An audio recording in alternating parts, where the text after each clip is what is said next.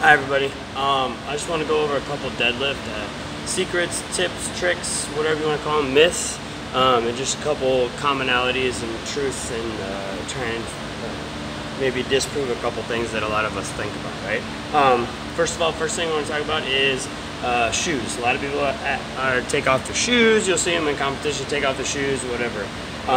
The only reason that they're doing that is because the type of shoe that you need to have, you don't have a flat bottom, right? If you have a shoe that has a raised heel, what happens is that helps you with the squat, and what it does is it pitches your body forward.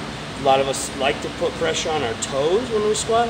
Naturally, that's just where your body wants to squat, but you're stronger when you can get it underneath your body towards the midfoot, right? Almost in the front of the heel. That's why I try and say sit back in your heels, keep your heels down, things like that. You're stronger then, right? So if you lift with a flat foot shoe, you're not gonna have a problem. Or if you lift with no shoes on, you don't want to lift with Olympic lifting shoes. That just pushes you forward. And the farther forward you are over the bar or on your toes, that means the more back that you're using rather than pulling through your push or your chain through your hamstrings, butt, glutes, you name it. There's a lot of things back there, right? Back is involved in a deadlift, obviously. It is a hip hinge, so anything that basically makes you go from a position where your hips are bent here to here, like you're using your back muscles, right? Biggest thing we want to do is try and negate that or lessen the tension on your back. That's where most of us get hurt, is the tension put on the back in a fast way. When you're tight in tension, that does not make a problem. I can sit here all day long and tense up my back, right? I can do this, I can sit up and do it, and then no problem, right? But if I do it fast, even if I do it with no weight on, you can hurt yourself, right? So doing it slow tension. A deadlift is not meant to be a fast grip and rip pull, okay? It's meant to make tension and a slow pull from the floor. It's about hitting your positions correctly and actually pulling with as much power as possible, okay? That doesn't mean I'm gonna walk up, run up to a barbell, grab it, rip and grip it and go, okay? So you wanna create as much tension. I'll go over that more specifically when I get on the bar. Second one, a couple other things I wanna go over is, first off, the grip approach, right? A barbell spins. We all know that. It has a spin in it, it's an Olympic lifting bar, right? You come up to it, it will have a spin to it. We want that, especially when you do some sort of squat or press or something, even like a bench press. As you press the bar will rotate depending on where you're at. You want the spin in the bar. That being said, on a deadlift, spin is bad, okay? What happens is most of us don't have the grip strength to just double overhand grip it and pull it off the floor. What happens there is that the barbell will always spin to the weakest point, right? So if I'm double overhand gripping a bar, just like this, imagine the bar's in my hand, right? If I'm double overhand gripping the bar, it's going to roll to my thumb side. Would I rather roll against 8 fingers or 2? 2 fingers are way weaker than they are against 8. Pretty easy, right? So what happens is a lot of people try and compensate that by switching the hand over, right? They have one preference over another, okay? No big deal. I did it for years. I know a lot of us still do it, and there's a lot of world-class powerlifters that do it, okay? But the thing is that they train double overhand or with grips on, right? They train with wrist wraps, something like that, so that they can train this way, okay? What happens is that when you do this, you've been able to pull your lats together and get better lat engagement. Well, when you turn this hand over, all that tension goes to the hand that's gripping under to the bicep, right? The reason why they turn it is so that you're going against 5 fingers and 5 fingers, right? So it's even. That way then the roll of the bar isn't so much an issue, right? Okay, that being said, is that if you hook grip, right, that negates that there's 2 fingers left alone, right? I'm gripping my thumbs, I got my fingertips over here. So essentially you're able to grip with all 10 fingers, all in a circular fashion around the bar. So there's not a weak point, right? As long as you can grab on the ends of it, grab on your nail, you have the full 10-finger grip. There where there's no spin of the bar. So it's a couple things we can do. If you're a turner, try and rotate back and forth, right? You'll change the way that your back grows. So if you can grip, train as much as you can, either hook grip or overhand grip, until you absolutely have to go to that mixed cross grip, right? And try and do it both ways. You know, we may not be able to pull as strong on the off way as we are the other way, but pull as much as you can with both, right? Try and pull, you know, if you're working up in weights, try and pull both ways. If you're in a workout, you know, it really doesn't matter grip strength. Most of us hands are virtually the same. Okay, there may be some small differences. You may be only able to pick up 100 pounds with your left and 95 with your right. Whatever it is, you're talking about 5 pounds difference. In a workout, let's say instead of doing it this way every time, you know, maybe one round is cool this way, like today's squat, for instance. You know, if you have rounds of deadlifts, do it this way for one round, do it this way for the next round, right? It's not gonna make a huge difference. It may feel uncomfortable at first just because you haven't trained that way. It's just a new style, right? Okay, move on. Versus the sumo versus conventional. Get this question every single week, especially when we do sumos. Hey, what's easier? Is it regular? Is it better to pull sumo or is it better to pull conventional? They're different movements. It's talking about a front squat versus a back squat, right? They're just different. They're not the same. They train virtually the same muscles, like a front squat, back squat, but they're used differently. You know, a sumo will obviously create a shorter pull, but that also means you need to create more tension through the glutes and through your hamstrings because of the stance you're in. It also makes you just pull a little differently because you're going to be more centered over the bar because your hips will be down low, right? It's like if you think about doing a wide squat, right? It just incorporates a different part of your glute pushing your chin. Same thing with a conventional deadlift, right? You get your feet underneath your hips, you set up, and you pull. A lot of us like to just get it real close to our weight or our legs here and pull it all the way up. That's great. It ends up really pulling through the hamstrings and everything. That's what we want. That's why we train RDLs and straight leg deadlifts, things like that.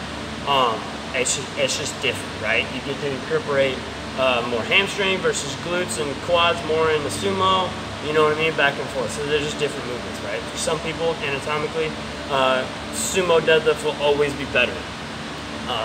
For others, it'll be more of a conventional deadlift size. It will be exactly the same. Mine, for instance, is 5 pounds difference, right? My sumo versus conventional is really close. So it just depends on what you train more, what you prefer, what you like more. So you just pick a style that you like. We will train both. When you train one, like a conventional deadlift, let's say, it's a longer pull. If you train your conventional deadlift, it's going to make your sumo go up, right? If you train a sumo and get other parts of your glute to activate and fire and make a stronger posterior chain, it's going to make your conventional stronger, right? They work hand in hand, both together. So you train one, train both, you train them all. One last thing I want to go over is how to pull, right? I can go over how to position and technique, things like that for hours, but I just want to talk mostly specifically about tension in the bottom in sumo or conventional and slack in the bar. And you will understand what I mean by slack in the bar in a minute because I'm going to do a couple deadlifts to show you. Slack in the bar when you tighten up, when you want to create as much tension through your body, because let's say that your hands are the ones that have to hang on and do the work, right? Your body, so I have to somehow get my tension through my hands to my feet because that will propel the bar off the floor. There's nothing else, right? I have to get the tension that I can hang on to with my hands, push it all the way through my arms, through my shoulders, my core, my back, through my glutes, my posterior chain, all the way down into the ground, right? That's where I have to create force through the floor to pick a bar up, right? Push your feet down, bar comes up. Pretty self-explanatory, right? So, tension in the bottom. You want to keep out lat engagement. So you grab the bar, lat engagement, keep it close, and then you create tension through the floor by screwing your feet into the ground and pressing, right? And then that usually creates Newton's law, create whatever, a equal or opposite force, right? Reaction. Whenever you create a force, that's a reaction. You press down, you're hanging onto a bar, you're going to go up. Pretty self-explanatory. Same thing as a squat. If you're coming down and you push down into the floor with your feet, the bar goes up. Equal or opposite reaction, right? So, a couple deadlifts real quick here. Okay, I'm going to do double overhand hook grip, and I will pull one from conventional, one from sumo, so you can see tension there, the slack and tension. What you're going to do is I like to set up, set my lats, I'll hinge over the blades, grab your bar, here, boom, create tension, up, right? In 225, there's not a lot of slack. The bar won't bend too much, okay? Sumo, same style. Create tension, lats on, keep the bar tight, get my grip, moves on, head up, and pull. Right, back in. Okay? 225, there's not a lot of slack. What you'll see is as you tighten up, right? As I go pull, and I'm not pulling it off the ground yet, but I can tighten my body up, and the bar will move an inch or two. That's the slack in the barbell that we're talking about. You don't want to just go here, get yourself ready, get you psyched up, come down and go, hey, right? That's when you hurt your back, okay? You need to create the tension first. Once you create tension in the bar, you set up, tense, boom, go. Now you can explode, okay? It's not a quick grip and rip, jerky style movement. It's not meant to be a fast, ballistic, plyometric, dynamic movement like an Olympic lift. We're not throwing this bar overhead. Most of us don't pick up our 90 to 100% of our max deadlift this quick. It doesn't happen, right? We pick it up something like this. Here, squeeze it, boom, it's slow. So create the tension. It's supposed to be a slow pull, hard, okay? I'll go up, just kind of see, so you can see the slack in the bar and how it affects the pull and the speed a little bit.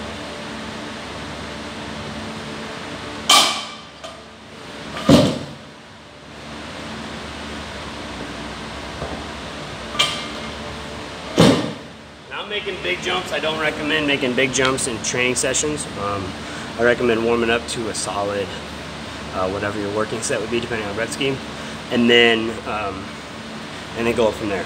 Get heavy reps. Don't just do, say like 225. I would consider that a warm up, right? I'm gonna go 315 and 405. Pretty drastic 90-pound jumps, but just more for the effect to see the slack in the bar as it moves, right? But training style. Smaller jumps at a, say if I'm training 405 for 2, or whatever it would be, right? That doesn't, you can still hit a solid working sets at 365, 375, 385, 395, 405, and if you hit 405, well, you can go up. But that doesn't mean 225 and 315 count, all right? So, 315. Okay. Same thing, tension. That's on, moves over, get my grip.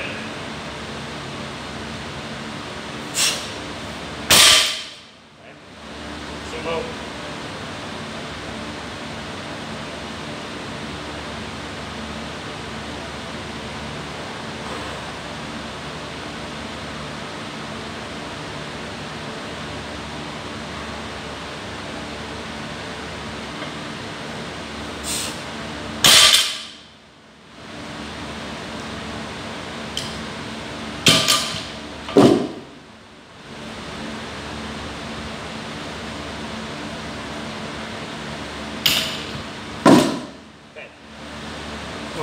I don't know if it's easy to see. It's hard to halfway pick up a bar and hold for you to see tension in it.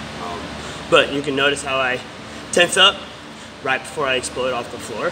That's what you want. That's what protects your back. That also creates a stronger, more precise pull. It will allow you to control much more and feel where you should feel the weight, right? We should not feel a deadlift in your back. You should feel it pulling through your glutes and hamstrings. You may feel tension in the back. That's what you want to keep your back safe. You can always use a belt and create tension with the belt by flexing your abs, squeezing your diaphragm, breathing out. You see a lot of people take that deep breath. What that does is that the air in your lungs locks around your spine, compresses out into the belt as you create tension in your core and your abs so that you can pick up the bar, okay? I have 405 real quick, and if you guys have any questions, please feel free to watch this video multiple times. There's a lot of information in here. There's a lot of other people that have really good videos out there, but of course this is why our coaches are here. Watch it. Here's 405. Watch the slack in the bar.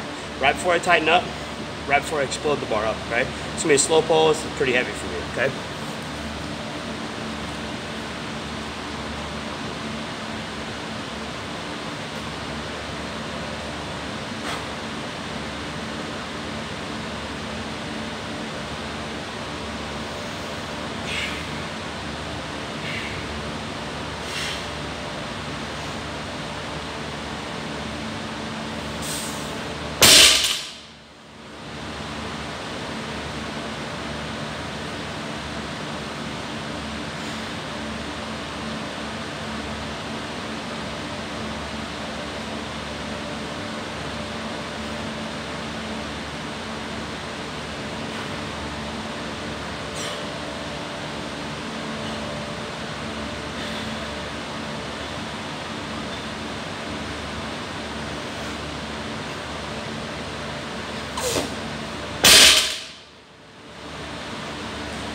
right, here you go. A couple deadlift tips. Good luck.